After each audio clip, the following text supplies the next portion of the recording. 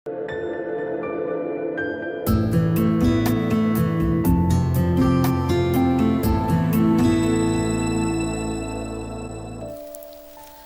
Bapak Ibu, jemaat dikasih Tuhan. Berjumpa lagi di Kabar Baik Gereja Kristen Kalam Hidup. Bapak Ibu jemaat dikasih Tuhan, tidak terasa kita saat ini sudah memasuki di bulan terakhir di tahun 2021 ini. Ketika kita memasuki bulan terakhir setiap tahunnya, tentu adalah sesuatu yang ditunggu-tunggu oleh banyak orang. Bahkan sesuatu yang bermakna secara khusus bagi umat Kristiani. Di dalam bulan Desember setiap orang, bahkan gereja-gereja mempersiapkan banyak hal di dalam menyambut atau memperingati kelahiran Sang Juru Selamat, yaitu Yesus Kristus ke dalam dunia. Banyak orang mempersiapkan kado-kado, banyak orang persiapkan dekorasi, bahkan di rumah pun banyak orang mempersiapkan berbagai hal, baik dari mendekorasi rumahnya, bahkan bersih-bersih dan sebagainya. Suatu kali Bapak Ibu jemaat dikasih Tuhan, di kampung tempat saya tinggal ketika memasuki bulan Desember, yaitu banyak orang mempersiapkan di rumah-rumahnya, baik itu bersih-bersih, yang membersihkan baik dari kaca, bahkan bersihkan dari sofa dan sebagainya. Dan setiap kali kita memasuki rumah-rumah orang Kristiani, kita akan menemukan bahwa rumahnya indah, rumahnya bersih. Nah Bapak Ibu jemaat dikasih Tuhan, tahukah Bapak Ibu, ada sesuatu hal yang lebih berharga ketimbang kita mempersiapkan segala sesuatunya dengan indah, baik itu dekorasi, kado-kado dan sebagainya. Tetapi ada sesuatu hal yang lebih bermakna lagi di dalam kita menyambut kedatangan atau kita memperingati kelahiran tentang Yesus ke dalam dunia ini.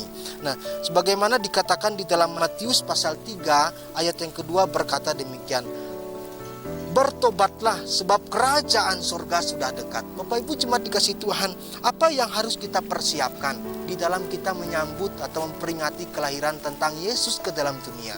Kita dapat melihat di sini sebagaimana yang dikatakan oleh Yohanes Pembaptis ketika ia dipercayakan oleh Tuhan untuk mempersiapkan jalan yang Tuhan inginkan di dalam kehidupan umat manusia. Yang Tuhan inginkan yaitu adalah sebuah pertobatan di dalam kehidupan seseorang. Bukan sesuatu yang dilihat dari lahiriah saja, tetapi perubahan di dalam diri seseorang. Itulah yang Tuhan kehendaki di dalam menyambut kedatangan Yesus ke dalam dunia ini. Nah, Bapak Ibu jemaat dikasih Tuhan, bagaimana dengan persiapan kita ketika kita mau merayakan tentang kelahiran Yesus ke dalam dunia? Apakah kita hanya mempersiapkan dari segala sesuatu yang kelihatan secara mata kita, tetapi bagaimana sesuatu di dalam diri kita? Apakah ada perubahan? Bagaimana kita mempersiapkan diri kita?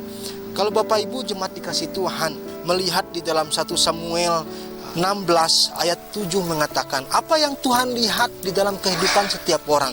Dia berkata demikian, tetapi berfirmanlah Tuhan kepada Samuel, janganlah pandang parasnya atau perawakannya yang tinggi, sebab aku telah menolaknya.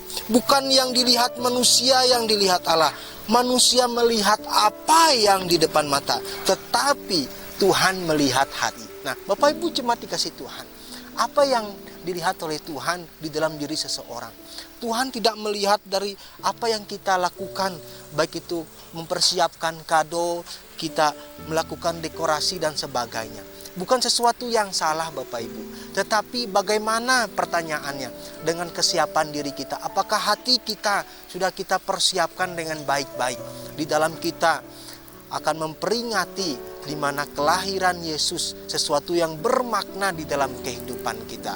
Apakah di dalam rumah kita masih ada sesuatu yang kotor, kita akan bersihkan hal itu? Dan bagaimana di dalam diri kita, masihkah ada sesuatu yang mengganjal dalam diri kita? Mungkin itu kemarahan, mungkin itu iri, mungkin itu dengki dan sebagainya.